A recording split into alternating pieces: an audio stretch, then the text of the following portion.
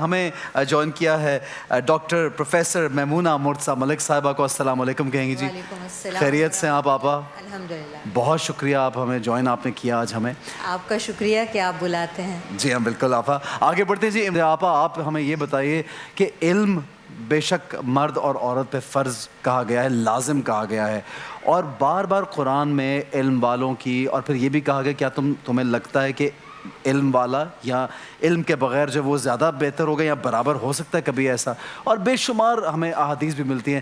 تو خواتین کے لیے علم حاصل کرنا بچیوں کے لیے آج کل کے فی زمانہ حساب سے کتنا ضروری ہے، یہ بتائیے پلیز. بسم اللہ الرحمن الرحیم. جی میں سمجھتی ہوں کہ مردوں سے بھی زیادہ علم حاصل کرنا خواتین کے لیے ضروری ہے. جی کیونکہ انہوں نے پوری نسل چلانا ہوتی ہے. جی اور بچے گود ہی میں ماں سے تربیت پا لیتے ہیں، اور جو سیکھ جاتے ہیں اس سے ان کی 85% پرسنالٹی مکمل ہو جاتی ہے. باقی 15% وہ ماحول سے، اسکول، کالج، یونیورسٹی، دوست ان سے سیکھتے ہیں یا میڈیا سے. تو علم حاصل کرنا جو ہے، اس کے لیے ہمارے معیار اور آج کل کی جو ہم نے اس کو بنا رکھا ہے ڈگریز کو، علم، میں اسے علم نہیں سمجھتی.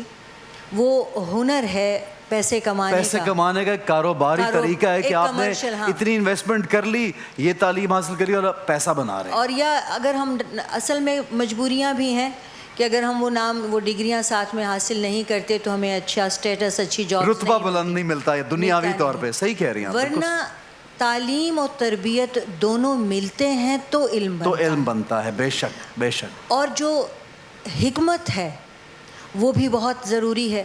صرف رٹا رٹایا کوئی ایک قاعدہ یا کلیہ یا قانون آپ کو ایک اچھا انسان نہیں بنا سکتا جب تک کہ آپ کے پاس اس کی حکمت نہ ہو، وزڈم نہ ہو اسے پیش کرنے کا. تو اس کے لیے خواتین بہترین ہیں، کیونکہ ماں کے پاس اتنا پیشنس ہوتا ہے کہ وہ بار بار پوچھنے پر بھی، بار بار غلطی کرنے پر بھی معاف بھی کرتی ہے، سکھاتی رہتی ہے، اور اس کے پاس اتنے بہت سارے انداز ہوتے ہیں سکھاتے رہنے کے بھی. اور علم کی آپ نے بات کی، فضیلت کی، تو اللہ تعالیٰ نے اس کو هل يستوي الأعمى والبصير، کیا آنکھ والا اور اندھا ایک برابر ہو سکتے ہیں؟ هل يستوي الذين يعلمون والذين لا يعلمون، کیا علم والا اور بغیر علم والا ایک برابر ہو سکتے ہیں؟ یعنی یہ سوال اللہ تعالیٰ خود آپ کے پاس بھیج رہے ہیں کہ کیا ایسا ہو سکتا ہے؟ یعنی یہ ممکن ہی نہیں. سیدنا علی مرتضیٰ رضی اللہ تعالیٰ عنہ کو باب العلم کہا گیا ہے. اس کی وجہ یہی ہے کہ رسول اکرم صلی اللہ علیہ وآلہ وسلم سے سب سے زیادہ علم حاصل کرنے کا شرف انہی کو حاصل رہا، ان کی زیر تربیت رہنے کی وجہ سے بھی، زیر پرورش رہنے کی وجہ سے بھی، ہر وقت ساتھ رہنے کی وجہ سے بھی. تو اچھے علماء، اولیاء کی صحبت بھی بہت لازمی ہے، اور یہ کتابی علم بھی لازمی ہے. بلکہ میں یوں کہوں گی کہ آج کے دور میں یہ جو ہم نے ہنر کمانے کا، ڈگریوں کا یہ سلسلہ شروع کیا ہوا ہے، میں اس کے خلاف نہیں ہوں، لیکن جہاں پر بھی بیٹھیں آپ اپنی حیثیت کا تعین کر لیجئے. یا آپ سیکھنے والے ہیں یا آپ سکھانے والے ہیں. بھلے ایک جملہ ہی صحیح. سیدنا علی مرتضیٰ سے پوچھا گیا تھا، بہت علم ہے، بہت عالم ہے، بہت علماء ہیں، لیکن عمل نہیں ہے. تو انہوں نے فرمایا کہ علماء کے قول و فعل میں اس قدر تضاد ہے کہ بات دل میں اترتی ہی نہیں. تو اثر اس بات کا ہوتا ہے جو بیان کرنے والے کی زبان میں ہو اور آپ کے دل میں ڈائریکٹ جا اترے. اور وہ اترے گی ہی تب جب وہ آپ کو عملاً وہ کرتے نہیں دکھائے گا، آپ کو کرتے دیکھے گا. بچے آج کل کے لیکچر سے نہیں سیکھتے، وہ ماں کو، باپ کو جو کرتے دیکھتے ہیں اسے اپنا لیتے ہیں. بہت اچھی بات کی آپا نے، بہت اچھی بات کی، بہت ہی خوبصورت بات. آڈینس میں سے کچھ سوال کرنا چاہ رہے تھے، یہ اپنے بچے کے بارے میں پوچھنا چاہ رہی ہے، پلیز ہاتھ اٹھا دیجئے. وہ بھائی کچھ پوچھنا چاہ رہے تھے، آپ جی سوال کیجئے. جی السلام علیکم. وعلیکم السلام. میں یہ پوچھنا چاہوں گی میرے بیٹے کے لیے کہ وہ بہت زیادہ شرارتی ہے اور ضدی ہے. شرارتی آپ کا بیٹا؟ تو یہ تو اچھی بات ہے. نہیں یہ تو ہے، لیکن بہت ہی زیادہ ہے. بچے تو شرارتی ہوتے ہیں، مطلب کس طرح کی شرارت کرتا ہے یہ بتائیں. کس ٹائپ کی؟ مطلب چیزیں پھینکنا اور چیزیں پلانا اور بس اس طرح کی. اچھا، جس چیز کو منع کرو وہ چیز کرنا. تو آپ یہ کہہ رہی کہ ایسا پڑھنے کے لیے کچھ آپ کو چاہیے کہ بچہ شرارتی. جی آپ کچھ کہنا چاہ رہی ہیں؟ ہمیں بریک پہ بھی جانا پلیز. سورہ اخلاص جو ہے اس کے لیے بہت فائدہ مند ہوتی ہے. اگر بچہ جب سو رہا ہو تو آپ اس کی پائنتی کی طرف کھڑے ہو کر سورہ اخلاص کی تلاوت کریں 3 बार रोज़। उसके कानों में आवाज़ जानी चाहिए लेकिन इतनी कि वो जागे नहीं। ठीक, बिल्कुल हो गया। इससे फ़ायदा होता है। ब्रेक पे जाने से पहले एक सवाल और, हमारे भाई बोल रहे थे कि उनके स्टमक में कोई इशू है, वो कहते हैं इलाज कराया। बोलिएगा मेरे भाई, जल्दी से सवाल लीजिए। मेरे आलिम साहब से मेरा ये सवाल है कि मेरे स्टमक में कुछ ऐसी दर्द होता है कि मतलब कभी अचानक तेज़ दर्द आ जाता है, फिर अचानक सही हो जाता है। कुछ मैंने वो टेस्ट भी कराया था लेकिन सब क्लियर है, लेकिन कुछ समझ नहीं आता कि अचानक कभी दर्द हो रहा है, कभी नहीं हो रहा है, फिर कुछ देर के बाद फिर आ जाता है दर्द। तो ये है कि अक्सर रहता है। मैं आपको बताती हूँ इसके लिए। देखिए, आप सल्लल्लाहु अलैहि वसल्लम की एक हदीस मुबारका है कि अगर मौत न हो लिखी हुई तो इसके अलावा कोई भी बीमारी हो फ़ौरन आराम आएगा। आप अव्वल आखिर दरूद शरीफ पढ़ के अस्सलाहुल अज़ीम रब्बिल अर्शिल अज़ीम अन यशफ़ीनी 7 बार कहेंगे। अस्सलाहुल अज़ीम, मैं अल्लाह ताला से जो अज़ीम रब है सवाल करता हूँ। अस्सलाहुल अज़ीम रब्बिल अर्शिल अज़ीम, जो अज़ीम अर्श का रब है, अन यशफ़ीनी, इन दोनों के सदक़े में इतना कुदरत रखता हुआ रब मुझे शिफा दे दे। ठीक है जी। ये दुआ आपा कहीं पे अगर इनको लिखी हुई चाहिए होगी, कहाँ से निकालें दुआ? वैसे तो YouTube पे हमारा अब लाइव चलता है प्रोग्राम, तो दोबारा से रिपीट पे देख सकते हैं। आप लिख कर भी देंगे। इमरान भाई, आप कुछ ऐड करना चाहेंगे? अलम नशरह लका सदरक व वज़अना अन्का विज़रक अल्लज़ी अनक़ज़ ज़हरक। ये 3 आयतें, ये पेट का दर्द, कमर का दर्द, जोड़ों का दर्द, बॉडी का दर्द, सर का दर्द, पूरे बॉडी के लिए। चाहे तो पूरी सूरत पढ़ लें, वरना 3 आयतें शुरू की 7 मरतबा पढ़ के अपने बर्दम करें, पानी बदम करके फिर इंशाल्लाह दर्द से निजात मिलेगी। ठीक है जनाब, आगे बढ़ते हैं। एक छोटा सा ब्रेक लेंगे। अब छोटा ब्रेक है या जल्दी वापस आते हैं ये देखते हैं। देखते रहिए, जल्दी से वापस आ रहे, जल्दी से आ रहे, यहीं पर रहिए, कहीं जाएगा मत। देखते रहिए रमज़ान पाकिस्तान।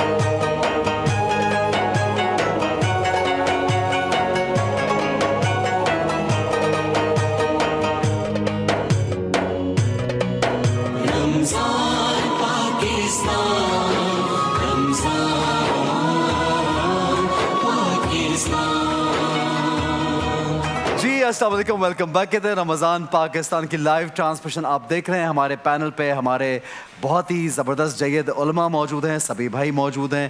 आपा, आप कुछ फरमाइश करना चाह रही थी सभी भाई से, वो प्लीज़ ऑन एयर फरमाइश कीजिए। मेरी बहुत पसंदीदा इन्हीं ये कलाम पढ़ते हैं, ए मदीने की ज़मीं मेरी भी गुंजाइश निकाल। जी बिस्मिल्लाह।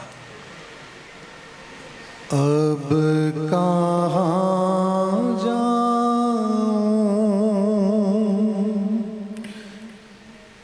अब कहाँ जाऊं तड़पते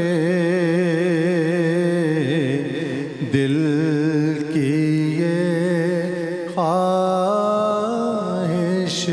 निकाल। अब कहाँ जाऊं तड़पते दिल की ये ख्वाहिश निकाल। ऐ मदीने की ज़मीं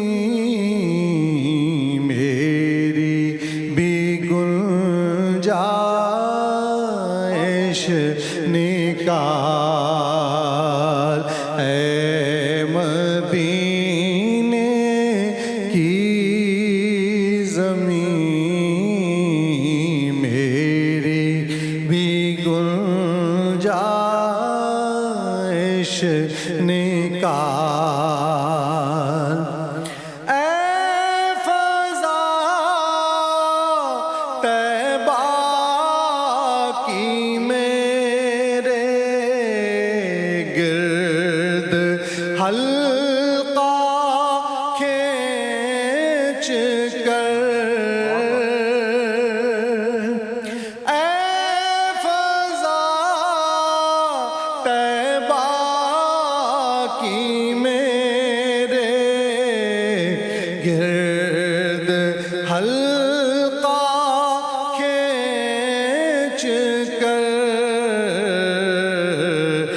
مجھ سے آسی کی بھی کوئی صورت بخشش نکال، اے مدینے کی زمین میری بھی گنجائش نکال، بارگاہ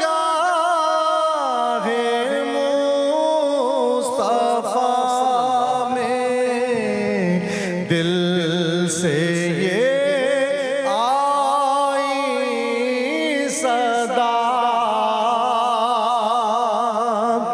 بارگاہ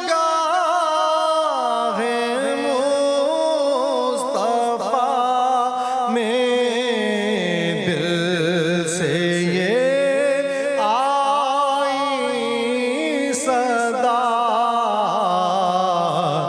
آج کی تاریخ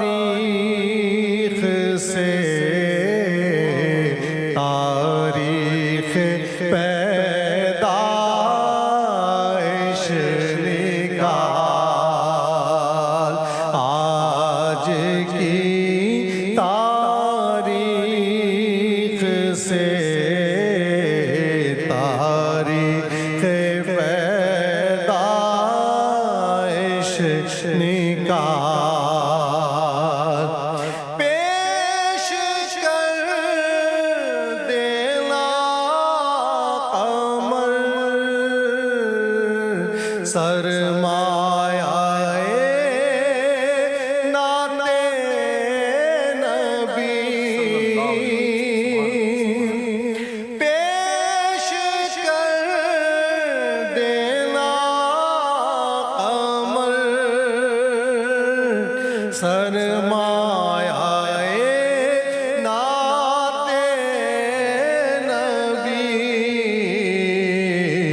حشر میں جب حکم ہو لا نام پرسش نکال، اے مدینے کی زمین میری بھی گنجائش نکال۔ سبحان اللہ سبحان اللہ۔ بہت میں یہ سوال کرنا چاہوں گا کہ علم دینا، کسی کو علم سکھانا، اس کا کتنا رتبہ ہے اسلام میں، اس کے بارے میں بتائیے مجھے پلیز۔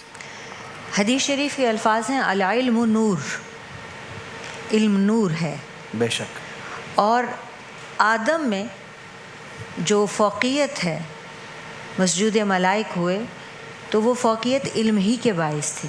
صحیح، اللہ تعالیٰ نے انہیں سکھایا اور پھر فرشتوں کو حکم دیا کہ انہیں سجدہ کرو، اس بات پر ہی اللہ تعالیٰ نے فوقیت عطا فرمائی۔ اور بالکل، جنت کے بھی درجے ہیں، اور جو سب سے بڑا درجہ ہے وہ انبیاء کا ہے، بے شک۔ اور انبیاء کے بعد جو مقام ہے وہ علماء دین باعمل کا ہے۔ بعمل جو ہیں، اس کے بعد جو مقام ہے، یعنی آپ علماء کا دیکھیے، اگر خدا نہ خواستہ وہ بے عمل بھی ہیں تو بھی جنت کے مقام جو ہیں، درجے ہیں۔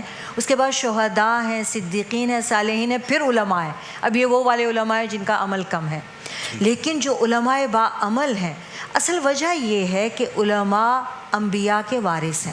صحیح، نبوت کا ورثہ علم ہوتا ہے، صحیح، کسی بھی نبی کی وراثت مال و دولت نہیں ہوتی، وہ علم ہوتا ہے جو اللہ تعالیٰ نے انہیں عطا کیا، اور پھر آگے اس کو علم امانت ہوتی ہے، اور علم امانت ہے انبیاء کی جو انہیں اللہ کی طرف سے ملی اور انہوں نے ہم تک پہنچائی منوان۔